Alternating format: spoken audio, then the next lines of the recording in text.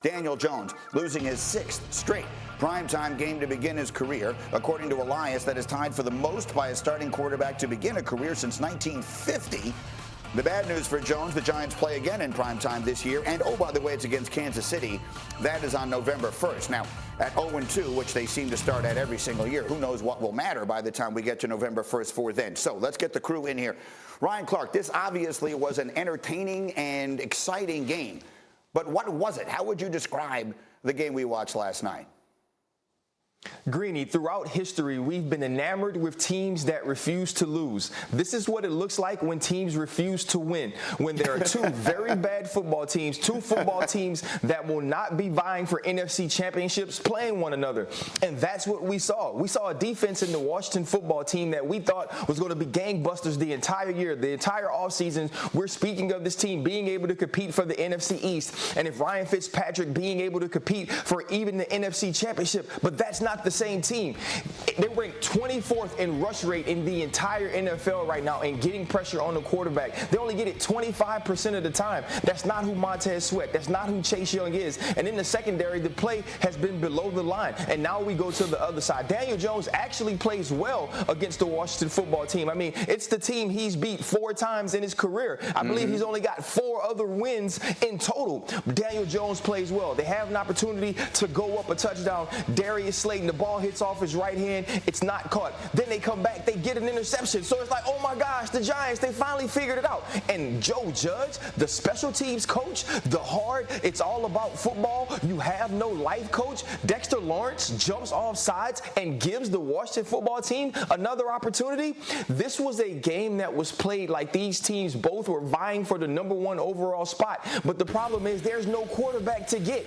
And so the one thing you walk away from this game saying is at least this: Taylor Heineke can play quarterback. You don't need to go out and get a veteran. Other than that, there were no answers for either of this team on how they move forward and be successful.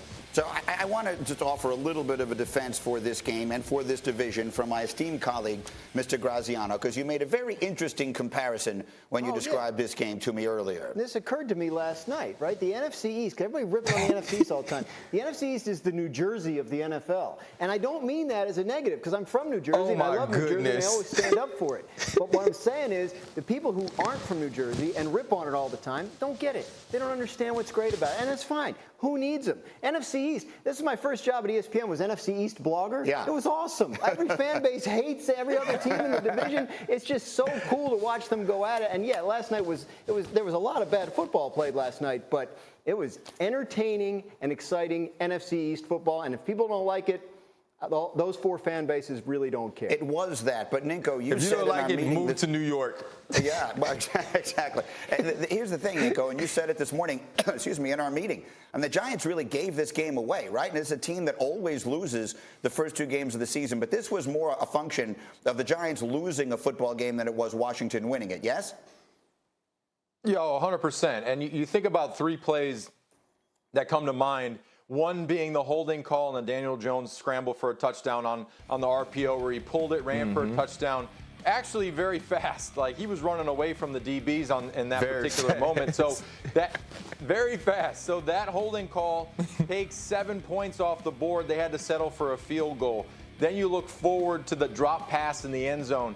That's another 7-point missed opportunity. And then obviously, I mean, what are we doing jumping, trying to get to the field goal block? When you're on the inside, usually the inside guys, you're just trying to make a pile, get your hand up, hope that the ball is low and that you can get your hand up. The jump off sides in that particular moment, it is unacceptable. And Joe Judge, being the special teams coach that I know him as, that's going to be a problem for him. That's going to be a problem. So, moving forward, this was a game of hot potato on, okay, no, you take the win. No, you take the win. No, you take the win. Exactly. And at the end of the day, yes, it was exciting, but it was also, if you're a coach or a player, you're looking at this game like, what the heck is this? It was sloppy.